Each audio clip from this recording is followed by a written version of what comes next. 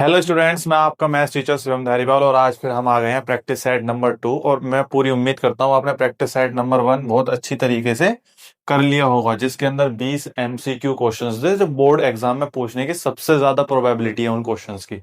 और प्रोबेबिलिटी आपका चैप्टर भी है, तो प्रोबेबिलिटी की आप जानते हैं क्या चीज होती है प्रोबेबिलिटी, ठीक है। देखो, आज का जो प्रैक्टिस सेट है फिर से इसके अंदर 20 एमसीक्यू जो बोर्ड एग्जाम में पूछने की सबसे ज्यादा प्रोबेबिलिटी है, ठीक है। देखो, इन प्रैक्टिस सेट का सबसे बड़ा जो फायदा है आपके पास वो ये है, आप आराम से 20 से 30 मिनट के अंदर 20 से 25 कॉन्सेप्ट आप एक क्लास के अंदर सीखते हैं, ठीक है। हमारा जो मकसद होता है किसी भी क्वेश्चन को करने का, वो आपको आंसर पर टिक लगवाना नहीं।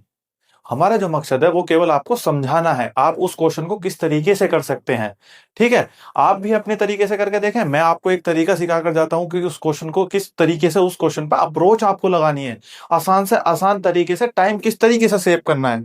तो आज का जो हमारा प्रैक्टिस सेट नंबर 2 है वो शुरू होने जा रहा है। तो देखो, आज का जो पहला क्वेश्चन है, देखो आज का जो हमारे पास पहला क्वेश्चन है वो है, following data show the marks obtained by the 100 student in a class test.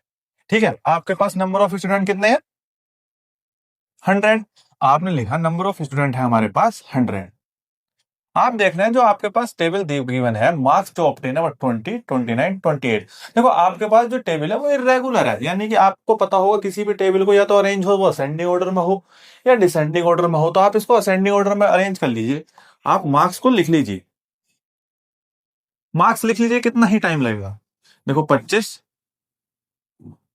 20, 25, 28, 29, 33, 38, 42 and 43। देखो, आपके पास जो जो गिवन है उसके नंबर ऑफ स्टूडेंट्स भी लिख लीजिए। हमने लिखा number of students, number of student 20 पर कितने हैं? 6। हाँ जी सर, 6 है। 25 पर कितने हैं नंबर ऑफ स्टूडेंट? 20, तो 20 लिख सकते हैं। 28 पर आपके पास कितने हैं? 24। और 29 पर आपके पास कितने हैं? 28। 33 पर आपके पास कितने स्टूडेंट है? 15। और 38 पर 4, 42 पर 2 और 43 पर 1। इसका मतलब है कि आपके पास जो 20 मार्क्स लाने वाले बच्चे हैं वह 6 बच्चे हैं। 25 मार्क्स लाने बच्चे कितने हैं? वो आपके पास 20 हैं। और आपसे जो पूछा गया है क्वेश्चन के अंदर, the median will be the average of which two observation, median किन दो ऑब्जर्वेशन का एवरेज होगा। जैसे कि आप जानते हैं आपके पास कोई इंटरवल तो है नहीं गिवन, तो मीडियन किस तरीके से निकालते हैं? मीडियन किस तरीके से निकालते हैं? तो नंबर ऑफ टर्म के हिसाब से देखते हैं आपके पास जो टर्म है वो कैसी है, यानी कि जो सारों का सम है और नंबर ऑफ टर्म वो इवन है। 100 एक इवन नंबर है, तो इवन नंबर का जो मीडियन निकलता है वो होता है n/2 एथ टर्म, यानी कि इस नंबर की term plus n/2 1 th term, यानी कि इससे अगले वाली जो टर्म होगी। इन दोनों टर्म का सम करके आप 2 से डिवाइड कर दो, यानी कि इन दोनों टर्म का जो एवरेज होगा वही इसका क्या होगा, वही इसका क्या होगा, मीडियन होगा इसका। अच्छा ठीक है सर, आपके पास n की वैल्यू आपके पास 100 है, तो 100/2 यानी कि 50th टर्म है ना, 50th टर्म और 51, 51th टर्म, यानी कि 50 और 51वीं टर्म का जो एवरेज होगा आपके पास वो क्या होगा, इसका क्वेश्चन का क्या होगा, आंसर होगा। अब बात आती है 50वीं नंबर की टर्म कौन सी है, 51वीं नंबर की टर्म कौन सी है। ठीक है सर, देखो 20 आपका 6 बार लिखा हुआ है, 25 आपका 20 बार लिखा हुआ है, तो आप इस क्वेश्चन का क्या निकाल सकते हैं, CF निकाल लो, यानी कि इसका 6, 26, 24 कितना हो गया, 50, 50 और 28 आपके पास कितना आ गया, 78। आगे कुछ भी आओ, हमें उस बात से कोई मतलब नहीं है। 50वें नंबर की टर्म और 51वीं टर्म हमें पता होनी चाहिए। आप देख रहे हैं कि 50वें जो नंबर पर टर्म आ रही है वो आ रही है आपके पास 28, और वहीं 50 से जो अगली टर्म है 78 तक, यानी कि 78 तक, जैसे कि 51वीं, 52वीं, 53, 54, 55, 56, 57 जो नंबर की टर्म है वो 29 है, यानी कि 50 नंबर की जो टर्म है वो ये है और 51वें नंबर की टर्म जो है वो ये है। इन दोनों टर्म का जो एवरेज होगा वो इस क्वेश्चन का क्या हो गया, मीडियन हो गया। इट मींस 28 और 29 का अगर आप एवरेज निकालते हो ऑप्शन सी में, ऑप्शन सी इस क्वेश्चन का क्या हो जाएगा, करेक्ट आंसर। यानी कि इन दो टर्मों का जब आप एवरेज निकालोगे तो इस क्वेश्चन का आप क्या निकाल लोगे, मीडियन निकाल लोगे। आई होप आपको बहुत अच्छी तरीके से ये कॉन्सेप्ट समझ में आया होगा। देखो, अब मैं आपको हर एक क्वेश्चन एक कॉन्सेप्ट के तरीके से, देखो आप किस तरीके से किस क्वेश्चन की अप्रोच लगाओगे। देखो अगला सवाल, आपके पास अगला सवाल गिवन है कि the probability of getting a composite number greater than 3 on throwing a die. आपको पता है, आप एक डाई है,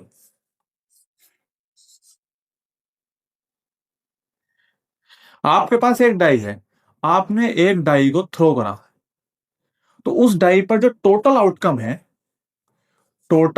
है, उस डाई के जो टोटल आउटकम है वो क्या हो सकते हैं? इंटू 1, 2 आ सकता है, 3 आ सकता है, 4 आ सकता है, 6 और 5 आ सकता है, और 6 आ सकता है। तो 5 आ सकता है और 6 आ सकता है। इसका मतलब क्या हुआ कि एक डाई को जो हम थ्रो करते हैं, उस डाई को थ्रो करने पर हमारे पास जो आउटकम्स होते हैं वो 6 होते हैं। ठीक है सर। आपको जो निकालना है composite number greater than 3, composite number greater than 3 on throwing a die. It means आपको एक डाई को थ्रो करने पे जो 3 से बड़े कंपोजिट नंबर के होंगे। अब बात आती है कंपोजिट नंबर और प्राइम नंबर। देखो, प्राइम नंबर वह नंबर होते हैं जो अपने आप से और 1 से डिविजिबल होते हैं, और कंपोजिट नंबर वह नंबर होते हैं जिनके 2 से ज्यादा फैक्टर होते हैं। ठीक है। अब बात आती है कंपोजिट नंबर। देखो, one one neither prime nor composite. दो, सबसे छोटा जो प्राइम नंबर है वो 2 होता है। 3 एक प्राइम नंबर है, 4 एक कंपोजिट नंबर है, और 6 एक कंपोजिट नंबर है, 5 एक प्राइम नंबर है। आपसे पूछा गया कंपोजिट नंबर ग्रेटर देन 3, यानी कि 3 से बड़ा जो कंपोजिट नंबर है वह 4 है और 6 है। ठीक है, आपको बात समझ में आई होगी। यानी कि अब बात आती है प्रोबेबिलिटी की। जो प्रोबेबिलिटी का जो कॉन्सेप्ट है वो क्या होता है? Favourable outcome upon total outcome. जो बेसिक्स होता है प्रोबेबिलिटी का वो होता है हमारे पक्ष में आने वाली जो संभावनाएं और टोटल संभावनाएं क्या होती हैं।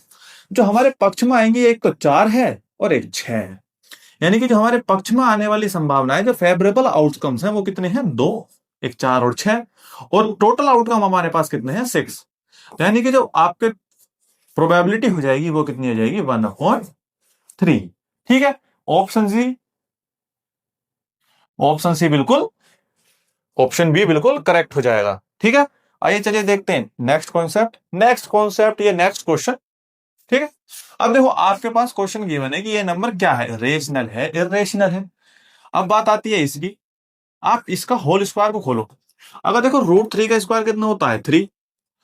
आपने प्रैक्टिस सेट नंबर 1 करा होगा, तो उस वाले प्रैक्टिस सेट में भी इस तरीके का एक सवाल है। अब मैं बताऊंगा आपको। √3 का स्क्वायर कितना होता है? 3। 2 का स्क्वायर कितना होता है? 4, और बीच में प्लस होता है, यानी कि प्लस के 2ab, यानी कि 4√3 प्लस √3 का स्क्वायर 3, 2 का स्क्वायर 4, और माइनस के 4√3, यानी कि a square plus b square minus 2ab। 4√3 से 4√3 आप कैंसिल कर सकते हो। 4 और 3 7, और 4 और 3 7, आपके पास 14 आ जाएगा। अब 14 एक कैसा नंबर है? हम सब जानते हैं 14 एक, पहली बात तो ये 14 एक रेशनल नंबर है, दूसरी बात ये पॉजिटिव नंबर है। पॉजिटिव रेशनल नंबर, हाँ जी सर, ऑप्शन ए बिल्कुल करेक्ट हो जाएगा।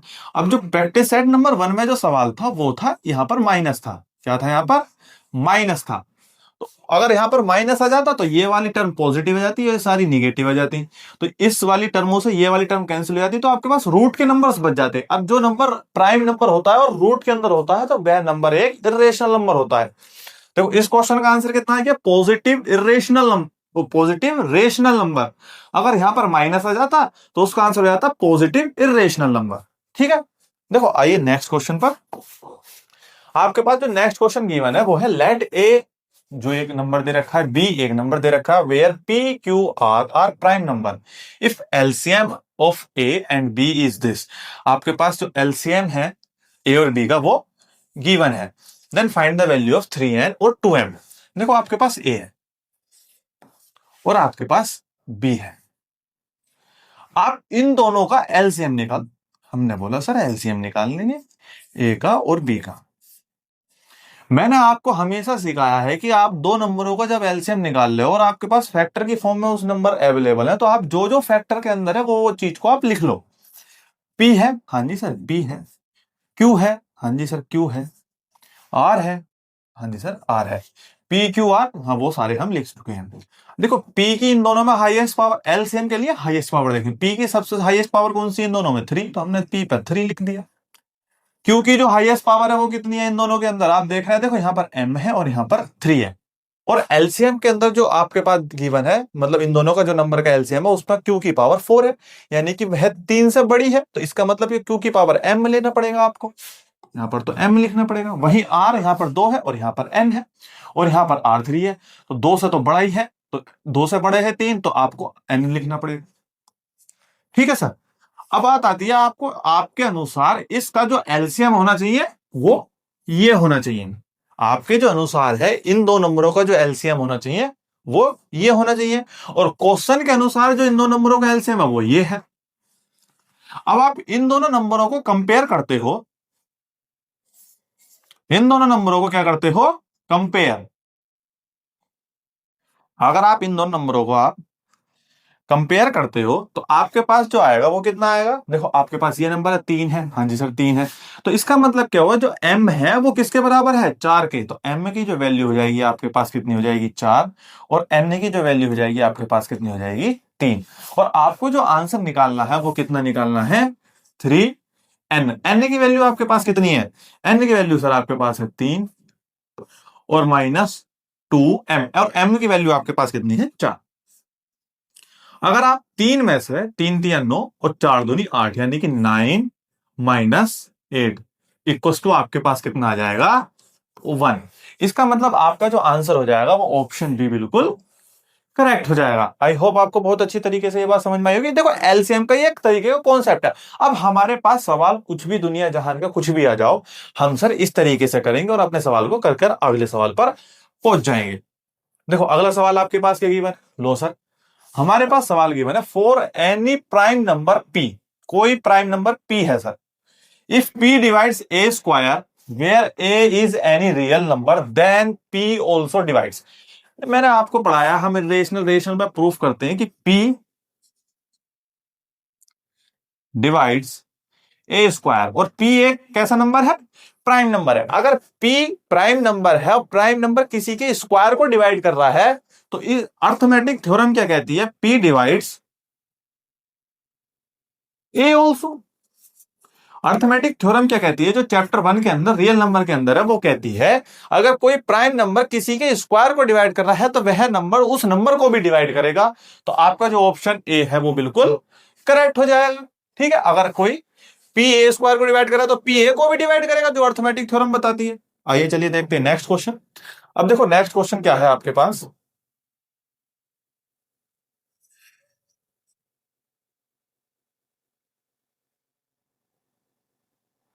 देखो नेक्स्ट क्वेश्चन है कि आप point P divides the line segment A be in the ratio 3:1। इसका मतलब है कि जो ए बी एक लाइन है, P एक पॉइंट है जो 3:1 में डिवाइड कर रहा है। इट मींस ये 3 भाग है और ये 1 भाग है, as shown below. The value of A B upon P B, यानी कि यहां से लेके यहां तक की वैल्यू कितनी होगी। देखो सर ए पी कितनी है 3, पी बी कितनी है 1, ए बी कितनी होगी आपके पास 4, है ना। ये यहां से लेके यहां तक 3 है और ये 1 है, तो 1 + 3 कितना हो गया, पूरी लाइन 4 हो गई। वही आप देखते हैं दूसरी बात है पीबी, और पीबी आपके पास कितनी है 1, तो 4/1 आंसर आ गया। 4/1 को ही हम 4 बोलते हैं। तो देखो इस तरीके के जो बेसिक सवाल है, इसमें भी अगर आप इतनी आसान तरीके से नहीं कर पा रहे तो इसका मतलब आपकी प्रिपरेशन में कहीं ना कहीं बहुत बड़ी कमी है। अपनी प्रिपरेशन को थोड़ा अच्छा करें। अब देखो नेक्स्ट क्वेश्चन है आपके पास, X square plus B X plus B equals to 0 has 2 real and distinct root. अब बात आती है 2 रियल रूट, तो रियल रूट के लिए हम डिस्क्रिमिनेंट निकालते हैं, और डिस्टिंक्ट रूट के लिए दोनों रियल रूट होने चाहिए और डिस्टिंक्ट होने चाहिए। तो आपको कॉन्सेप्ट याद होगा, अगर किसी भी क्वाड्रेटिक इक्वेशन का जो डिस्क्रिमिनेंट है वह डिस्क्रिमिनेंट अगर 0 से बड़ा आ जाता है, तो इसका मतलब होता है कि उस क्वाड्रेटिक इक्वेशन के जो रूट होंगे वो रियल और एज वेल एज डिस्टिंक्ट होंगे। हाँ जी सर सही बात है।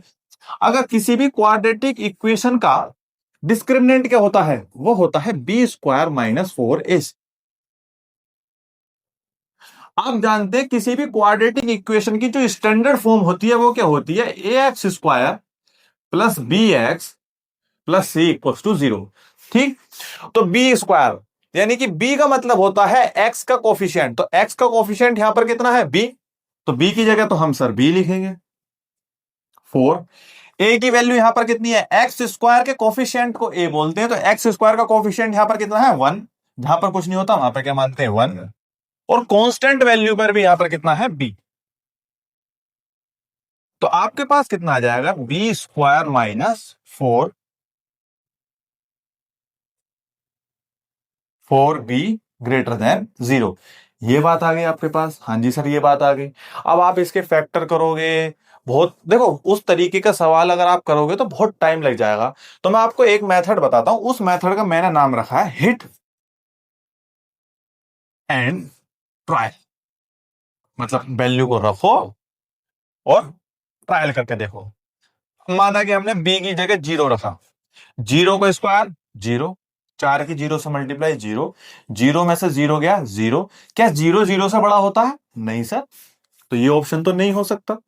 बात आती है इस वाले ऑप्शन पे, 4 पुट कर देखो, 4 का स्क्वायर 16, 4 चौक 16, 16 में से 16 गए, आपके पास क्या इतना बचेगा सर 0। क्या 0 0 से बड़ा होता है, नहीं सर, तो ये ऑप्शन भी नहीं हो सकता।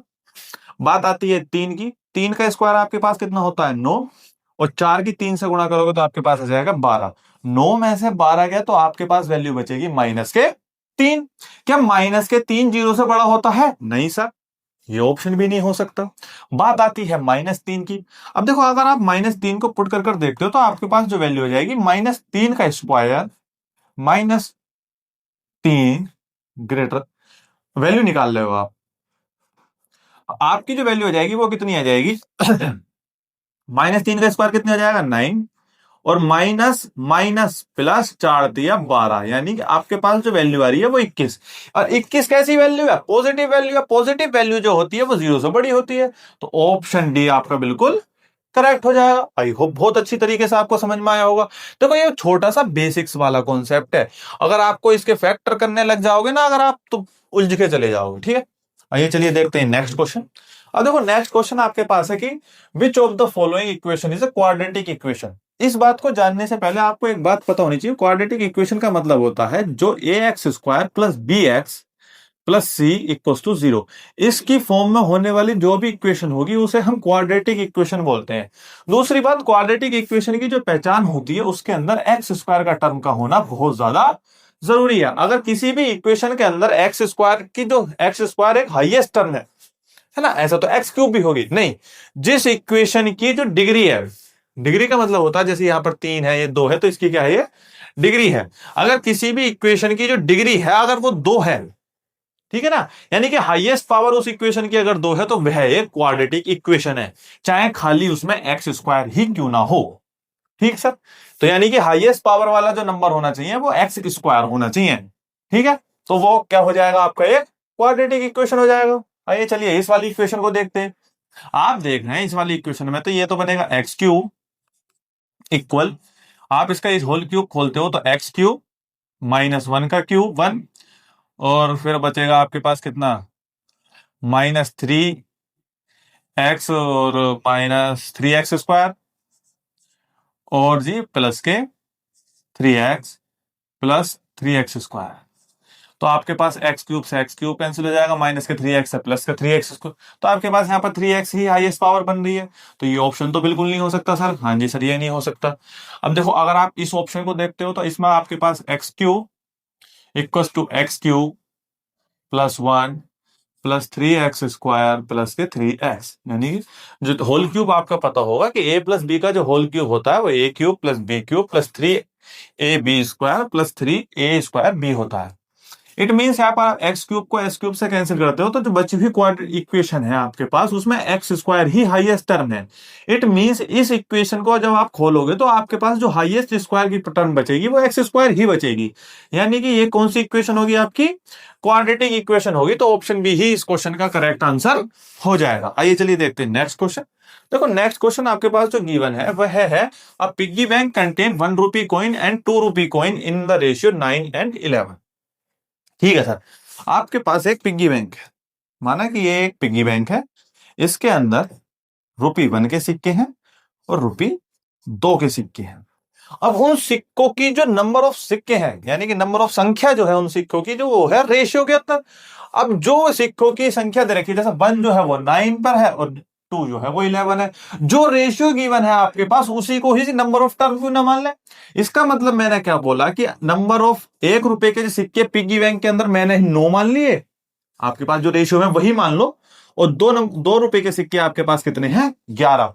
तो एक पिग्गी बैंक के अंदर जो टोटल सिक्के हैं वो कितने हैं 20, ठीक है ना, 2 रुपए के 11 और 9 रुपए के 1।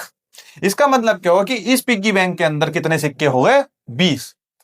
The piggy bank is accidentally drop, गिर गई, and a pops out, a coin is pops out, यानी कि एक कॉइन इसके बाहर निकलता है, the probability that it is a 2 rupee coin, यानी कि आपको संभावना बतानी है कि जो सिक्का इसमें से पॉप आउट हुआ है वह 2 रुपए का है। तो 2 रुपए के सिक्के होने की संभावना क्या होगी। तो जैसा कि आप जानते हैं कि प्रोबेबिलिटी किसी भी इवेंट की जब निकाली जाती है वह होती है, मैंने आपको बताया, वो favourable outcome upon total outcome. तो आप जानते हैं फेवरेबल आउटकम का मतलब है कि 2 रुपए का कॉइन, यानी कि 2 रुपए के कॉइन इसमें कितने हैं 11, वही तो हमारे फेवरेबल आउटकम है। और टोटल कॉइन कितने हैं इसके अंदर 20, तो 11/20 इसका क्या हो जाएगा आंसर। देखो आप इसको काट लीजिए, देखो 0 काटोगे तो पॉइंट आ जाएगा, और 2 से 1.1 को काटोगे तो आपके पास आ जाएगा 0.55, यानी कि ऑप्शन सी बिल्कुल करेक्ट हो जाएगा। आपको बहुत अच्छी तरीके से ये सवाल समझ में आया होगा, ठीक है सर। आइए चलिए देखते हैं नेक्स्ट क्वेश्चन। देखो नेक्स्ट क्वेश्चन आपके पास गिवन है, कोई थ्योरी का सवाल है। विच of the following statement is fourth. देखो इस बात पर सबसे विशेष रूप से ध्यान देना है, सवाल में फॉल्स लिखा है, विच of the following statement is not true लिखा हुआ है, ठीक है ना। तो इस तरीके के सवाल को बहुत ध्यान से पढ़ना है, क्योंकि इसमें थोड़ी सी ही मिस्टेक होती है। आपने ये सवाल पढ़ा नहीं, जोन सा भी ऑप्शन आपको ठीक लगा उस पर टिक कर आगे बढ़ गए, यानी कि आपको ये बताना है कौन सा स्टेटमेंट गलत है। आप जैसा कि जानते हैं आपके पास है कि 2 सर्किल आर ऑलवेज सिमिलर। हाँ जी सर, 2 सर्किल है, चाहे छोटे हो चाहे बड़े हो, है तो सर्किल ही, चाहे आप ऐसे करके देखो चाहे ऐसे करके देखो, सारे सर्किल देखने में बिल्कुल सेम ही लगते हैं। दूसरी बात, the 2 equilateral triangle are always similar. हाँ जी सर, 2 इक्विलेटर, हर एक इक्विलेटर ट्रायंगल के अंदर जो इंटीरियर एंगल होता है 60 डिग्री का होता है। तो इसका मतलब है कि चाहे आप ट्रायंगल इतना बड़ा हो चाहे ट्रायंगल इतना सा हो, दोनों इक्विलेटर ट्रायंगल जो होंगे वो कैसे होंगे सिमिलर होंगे। स्क्वायर, चाहे स्क्वायर छोटा हो चाहे स्क्वायर बड़ा हो, है तो भाई देखने में सारे सेम, सारों का इंटीरियर एंगल 90-90 डिग्री का, इट मींस ये भी सारे सिमिलर होंगे। 2 right triangle are always similar. दूसरी बात देखो, अगर लिखा हुआ आता कि 2 राइट ट्रायंगल आर सिमिलर, तो ये बात तो स्टेटमेंट बिल्कुल ठीक हो जाती है, लेकिन इसमें कीवर्ड्स क्या लिखा पड़ा है ऑलवेज, हमेशा नहीं होगा। 2 राइट एंगल ट्रायंगल सिमिलर हो सकते हैं, हाँ जी सर हो सकते हैं, लेकिन हमेशा ऐसा जरूरी नहीं है। तो इसका मतलब क्या है कि ये स्टेटमेंट गलत हो गई, तो यही आपका क्वेश्चन का क्या हो जाएगा आंसर हो जाएगा। आइए चलिए देखते हैं नेक्स्ट क्वेश्चन। देखो नेक्स्ट क्वेश्चन के अंदर आपके पास क्या गिवन है, इन द एडजॉइंट फिगर, ये आपके पास फिगर गिवन है, A B C D is a trapezium, हमने माना ट्रिपेजियम है, X Y parallel A B parallel C D के है, इफ ए एक्स जो है वो 2/3 ए डी के बराबर है। तो देखो आप इसके अंदर क्या लिख सकते हो, A X equals to 2/3 A D, यानी कि एडी को अगर आप इधर लेकर आते हो तो इसका मतलब क्या हुआ कि ए एक्स अपॉन ए डी बराबर कितना हो जाएगा 2/3 के। इसका मतलब क्या हुआ कि ए एक्स की जो वैल्यू है वो 2 है और एडी की वैल्यू कितनी है 3, यानी कि यहां से लेकर यहां तक की वैल्यू कितनी है आपके पास 3, और ए एक्स जो ए एक्स है उसकी जो वैल्यू है वो कितनी है आपके पास 2। इसका मतलब क्या हुआ कि ए एक्स की वैल्यू आपके पास 2 है, एडी की वैल्यू आपके पास 3 है, तो डी एक्स की वैल्यू कितनी होगी सर 1 होगी नहीं होगी। और आप जानते हैं सारी लाइनें पैरेलल है, तो जो रेशियो इधर बनना है वही रेशियो इधर बनना होगा। आपको जो आंसर निकालना है वो सी वाई का रेशियो बाई बी के साथ निकालना है। तो सी वाई का रेशियो यानी कि 1, सी वाई कितनी होगी 1, बाई बी यानी कि एक्स के बराबर वो कितनी होगी 2। तो आपका जो रेशियो हो जाएगा सी वाई के साथ बाई बी का वो कितना हो जाएगा 1:2, जो ऑप्शन डी आपका बिल्कुल करेक्ट हो जाएगा। आइए चलिए देखते हैं नेक्स्ट क्वेश्चन। देखो नेक्स्ट क्वेश्चन आपके पास क्या गिवन है, the value of 2 tan 60 degree if same as of the value of. आप पहले इसकी वैल्यूज निकालो, ठीक है, आप इसकी वैल्यू निकालोगे तो आपके पास क्या गिवन है 2 tan 60 degree upon 1 minus tan square 60 degree. आप tan 60 की वैल्यू बताओ सर। हाँ जी हमें पता है कि tan 60 की वैल्यू हमारे पास कितनी होती है √3। दूसरी बात 1 माइनस tan की जगह आप रख सकते हो √3 का स्क्वायर, तो आपके पास जो वैल्यू हो जाएगी वो कितनी आ जाएगी 2 √3 अपॉन 1 और √3 का जो स्क्वायर होता है वो कितना होता है 3 -3। तो आपके पास जो वैल्यू बन जाएगी वो कितनी बन जाएगी 2√3 अपॉन 1 - 3 का मतलब होता है -2। आप 2 से इसको कैंसिल करोगे तो आपके पास जो वैल्यू बन रही है -√3 में बन रही है। और आपके पास सारे ऑप्शंस साइन या कोस के अंदर है। जैसा कि आप जानते हैं √3 ट्रिग्नोमेट्रिक टेबल के अंदर केवल एक ही पोजीशन पर आता है, उसका मतलब वो होता है tan 30। तो आपके पास जो वैल्यू कितनी हो जाएगी tan 60, तो माइनस के √3 की वैल्यू कितनी होती है tan 60। इसका मतलब क्या हुआ, आपका ऑप्शन बी बिल्कुल करेक्ट हो जाएगा। ठीक है, आइए चलिए देखते हैं नेक्स्ट क्वेश्चन। देखो नेक्स्ट क्वेश्चन आपके पास क्या गिवन है कि which of the following statement, देखो मैंने अभी आपको थोड़ी देर पहले बताया था कि कीवर्ड्स पर हमेशा ध्यान रखना है। कौन सा which of the following statement is false, और आपके पास एक और शब्द आता है कि which of the following statement is not true. देखो इस तरीके से बिल्कुल अच्छी तरीके से पढ़ोगे तो आपको समझ में आएगा। देखो ए ऑप्शन क्या है आपके पास, infinite number of tangents can be drawn to a circle. आप एक बात बताओ, कोई सर्किल है, सर्किल से टच होने, किसी भी सिंगल पॉइंट से टच होने वाली लाइन को ही हम टेंजेंट बोलते हैं। और हमें पता है सर्किल बनता ही इनफाइनाइट नंबर ऑफ पॉइंट से है।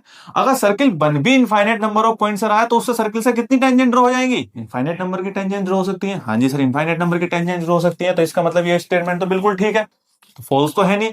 दूसरी स्टेटमेंट पढ़ो, infinite number of tangent can be drawn to a circle from a point outside the circle. अब एक बात बताओ, आपके पास ये सर्किल है, सर्किल के आउटसाइड आप इर्द गिर्द कहीं भी एक पॉइंट कर लिया।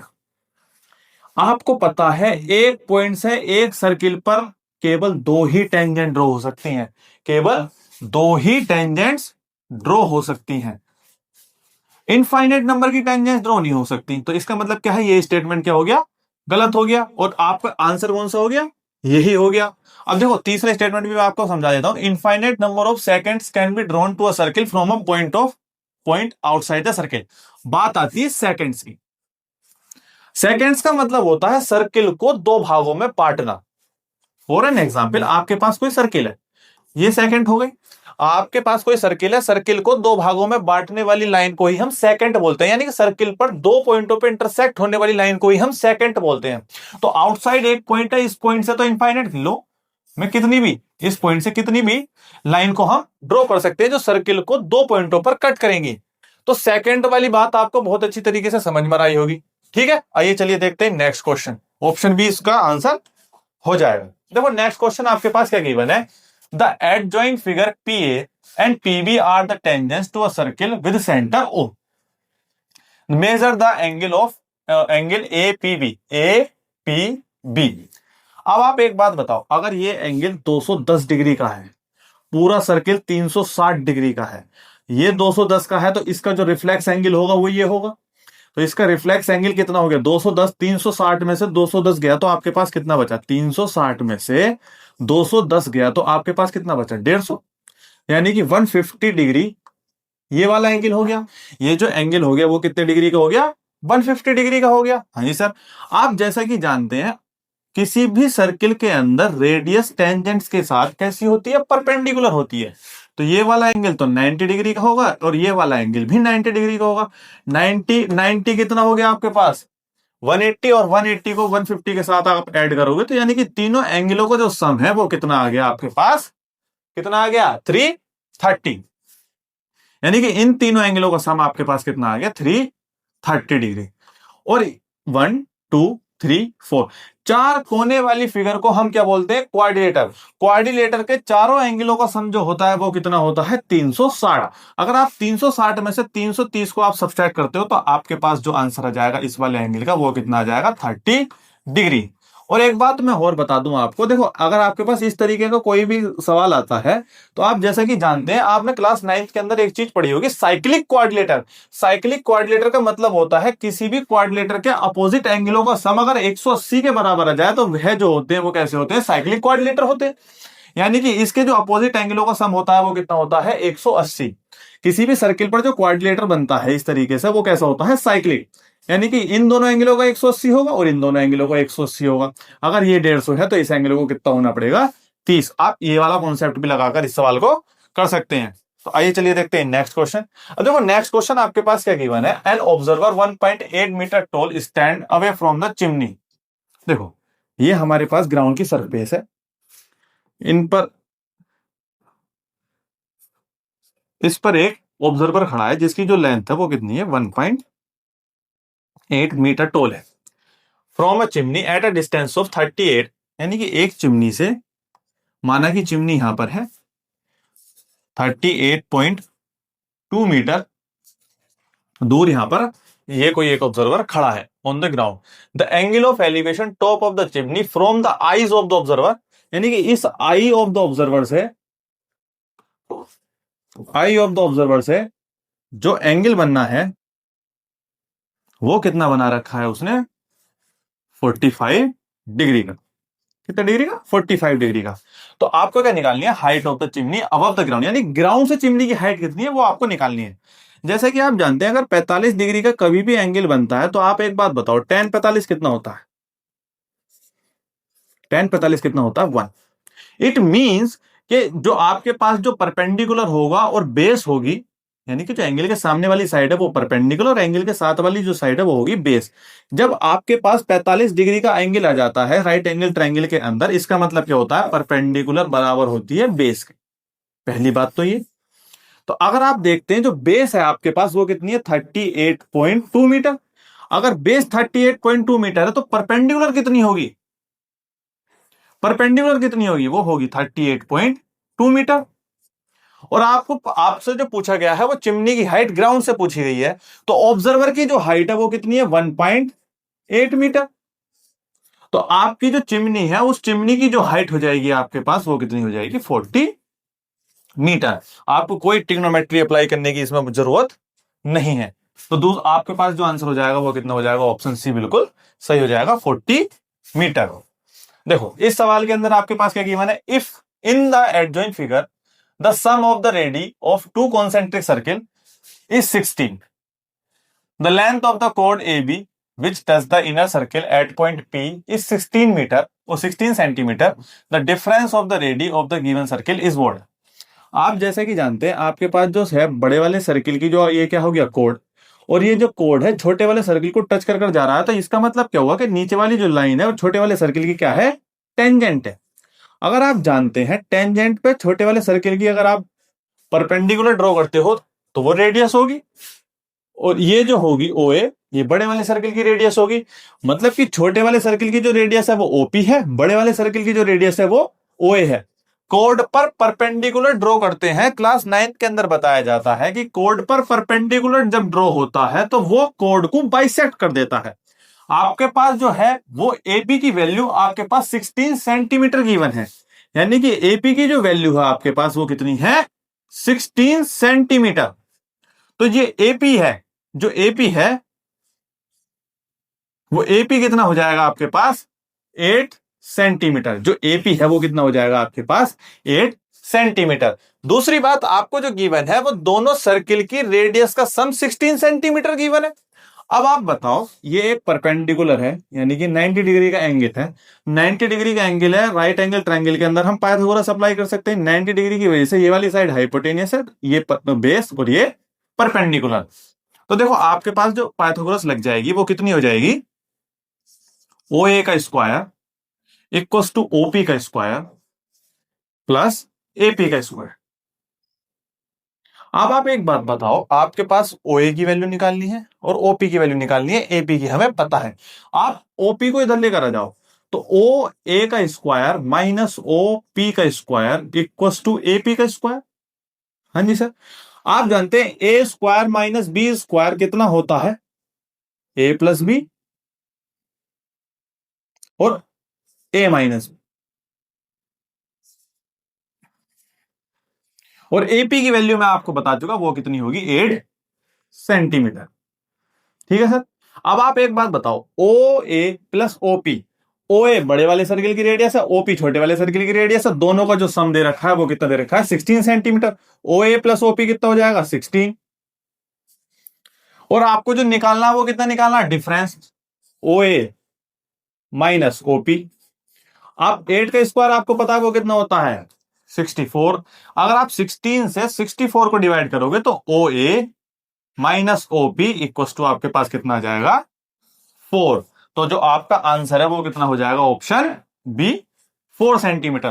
देखो जो आंसर है वो क्या है, ओ ए माइनस ओपी, यानी कि आपको difference of the radius of the given circle, circle की रेडियस का डिफरेंस ही आपको निकालना है, और उसका आंसर आपके पास कितना आया है 4। ऑप्शन बी बिल्कुल सही हो जाएगा। देखो नेक्स्ट क्वेश्चन, नेक्स्ट क्वेश्चन आपके पास क्या गिवन है, a cone of height 12 centimetre and slant height. देखो एक कोन है,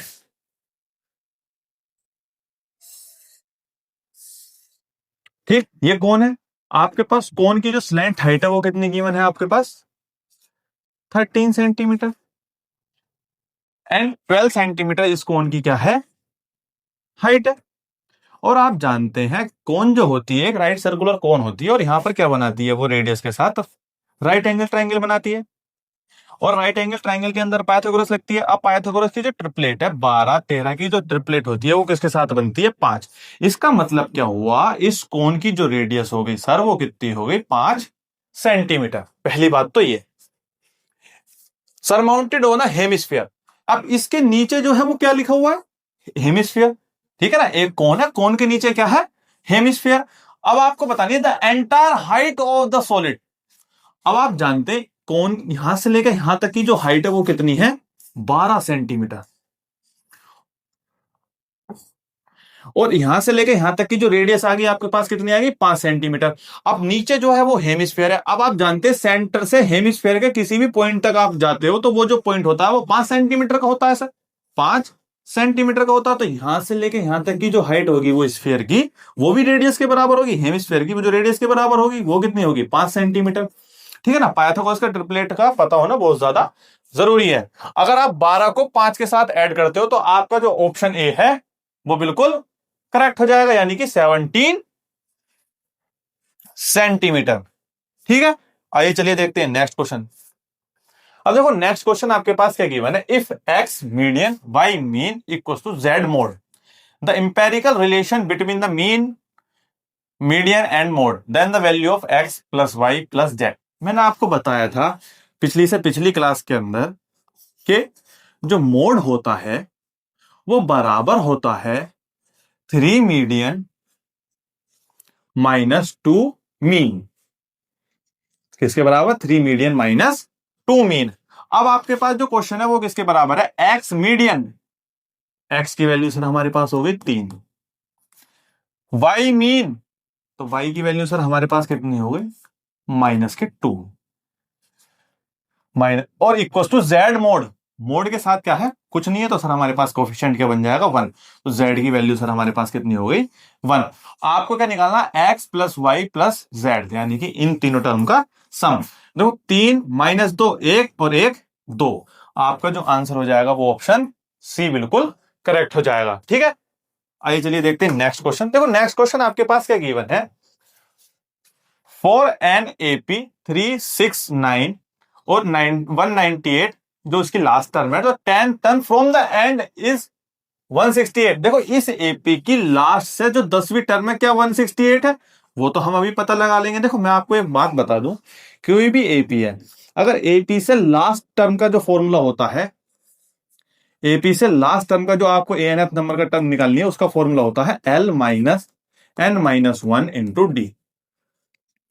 ये फॉर्मूला आपको हमेशा अपने दिमाग में सेव रखना है, ठीक है ना। ये फॉर्मूला है एपी का लास्ट टर्म से टर्म का निकालने का, यानी कि एंड से टर्म निकालने का, यानी कि रिवर्स में।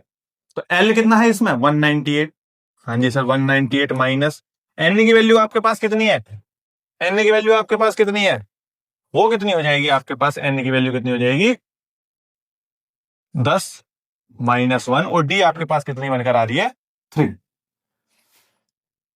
198, देखो 10 में से एक गया आपके पास 9, 9 की 3 से मल्टीप्लाई करोगे तो आपके पास कितना आ जाएगा 27। 198 में से 27 को आप सब्ट्रैक्ट करते हो तो 171, और आपके पास क्वेश्चन में गिवन है 168, यानी कि असर्शन तो बिल्कुल गलत हो गया। अगर आप असर्शन रीजन के ऑप्शंस देखते हो तो जो ऑप्शंस होते हैं, ऑप्शन ए क्या होता है, वो होता है assertion and reason both are true and reason is the correct explanation of the assertion. B option same होता है, और लास्ट में लिखा हुआ होता है कि reason is not a correct explanation of the assertion.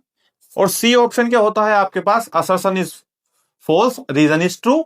और डी ऑप्शन आपके पास क्या होता है, assertion is true, reason is false. देखो असर्शन आपका फॉल्स आ गया तो आपको रीजन देखने की जरूरत ही नहीं है, केवल सी ही एक ऐसा ऑप्शन होता है जिसके अंदर लिखा हुआ होता है assertion is false and reason is true. तो आपको ऑप्शन सी पे टिक कर देना। अगर आपका किसी भी क्वेश्चन के अंदर अगर असर्शन गलत आ जाए तो रीजन देखने की बिल्कुल भी जरूरत नहीं है, आप ऑप्शन सी पर टिक करें और आगे बढ़ जाएं। देखो नेक्स्ट क्वेश्चन आपके पास गिवन है, for an acute angle theta, कोई भी एंगल है थीटा जिस पर सेक थीटा की वैल्यू आपके पास 3 है। अगर सेक थीटा की वैल्यू 3 है आपके पास तो टेन थीटा की वैल्यू 2√3 और 2√2 होगी। इस बात का आपको पता लगाना है। जैसा कि आप जानते हैं ट्रिग्नोमेट्रिक आइडेंटिटी के अंदर 1 प्लस टेन स्क्वायर थीटा बराबर होता है सेक स्क्वायर थीटा। ठीक है सर, आपके पास सेक थीटा की वैल्यू 3 है तो 3 का स्क्वायर आपके पास कितना हो जाएगा 9, यानी कि 1 plus tan square theta equal to आपके पास कितना आ जाएगा 9 के। 1 इधर प्लस में है तो इधर जाएगा कितना बन जाएगा सबसेक्शन में, तो आपके पास क्या आ जाएगा tan square theta equal to 9 minus 1, यानी कि टेन स्क्वायर थीटा आपके पास कितना आ जाएगा 8, और स्क्वायर हटेगा इधर जाके आपके पास क्या लग जाएगा रूट। तो टेन थीटा आपके पास कितना आ जाएगा √8, और 8 को ही हम क्या बोलते हैं 2√2। तो यानी कि असर्शन तो आपका बिल्कुल करेक्ट है।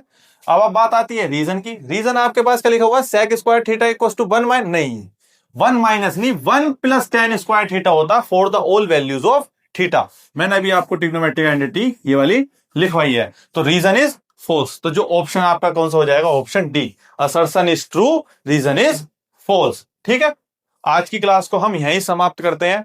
आई होप आपको क्लास बहुत अच्छी तरीके से समझ में आई होगी। अगर आपको समझ में आई है, क्लास अच्छी लगी है, तो अपनी क्लास के स्टूडेंट्स में क्लास को अच्छी तरीके से शेयर करें, और जितने भी आंसर्स आपको पहले समझ में आ रहे हैं उनको कमेंट बॉक्स में जरूर लिखें, एक लाइक जरूर करें, और थैंक यू टू ऑल।